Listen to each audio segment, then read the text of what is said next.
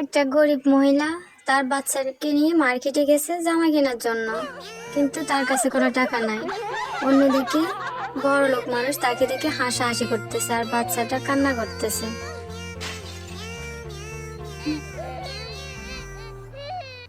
মা বাচ্চাকে জামা কিনে দেওয়ার জন্য কান্না করতেছে আর পরিশ্রম করতেছে, জামা সেলাই করতেছে।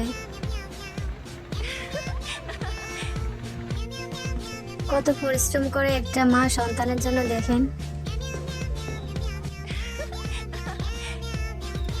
গাছ কাটতেছে জঙ্গলে গিয়ে।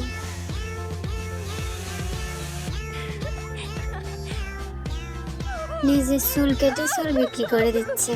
অবশেষে তার জামা কেনার টাকা জোগাড় হয়ে গেল আর মা মেয়ে দুজনের জন্য জামা কিনে নিয়ে আসলো। একটা মা পারে সন্তানের জন্য সবকিছু করতে। যদি ভালো লাগে চ্যানেলটিকে সাবস্ক্রাইব করে পাশে থাকেন।